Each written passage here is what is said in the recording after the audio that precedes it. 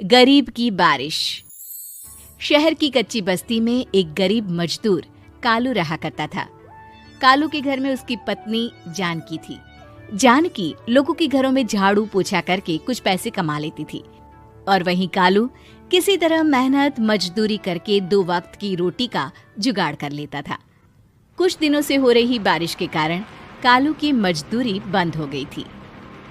अरे जानकी, इस बार तो बरसात ने हद ही कर दी, रुकने का नाम ही नहीं ले रही। कुछ समझ में नहीं आ रहा, अगर इसी तरह काम पर नहीं गया तो 2 वक्त की रोटी का जुगाड़ कैसे होगा। अरे तुम चिंता क्यों करते हो, बारिश का क्या है, 1 आध दिन में रुक जाएगी और उसके बाद में फिर से काम शुरू हो जाएगा। अरे 3 दिन तो हो गए, बरसात तो रुक ही नहीं रही है और आगे भी रुकने के कोई आसार नहीं दिख रहे। तो क्या हुआ, तुम्हारा काम बंद हुआ है ना? मैं तो अभी भी लोगों के घर झाड़ू पोछा करने जाती ही हूँ। मेरे पगार से कुछ दिन तो निकल ही जाएंगे। अरे घर का खर्चा तो हम किसी तरह चला लेंगे जानकी, लेकिन ये जो छत टपक रही है इसका क्या करेंगे? ये बात तो आपकी सही है। हमारी झोपड़ी अब काफी पुरानी हो चुकी है और इसके छप्पर में भी कई सारे छेद हो गए हैं। रात भर पानी टपकता रहता है। अरे मैं भी इसी बात से बहुत परेशान रहता हूँ। कहीं किसी दिन ज्यादा बारिश आ गई तो हमारी झोपड़ी टूटकर बिखर ना जाए।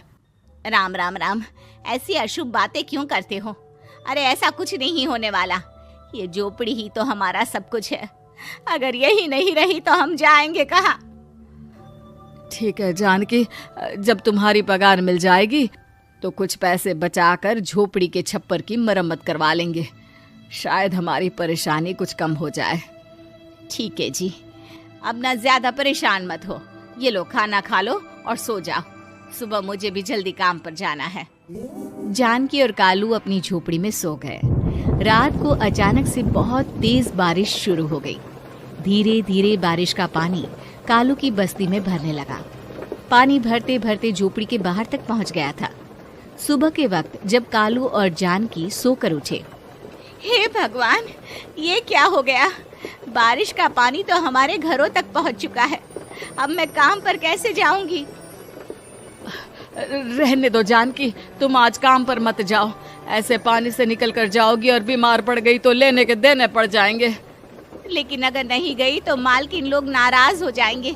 आप जानते हैं ना, बड़ी मुश्किल से 1 दिन की छुट्टी भी नहीं देती है। अरे लेकिन जानकी, झोपड़ी के बाहर तो पूरी बस्ती में पानी भरा है, तुम जाओगी कैसे?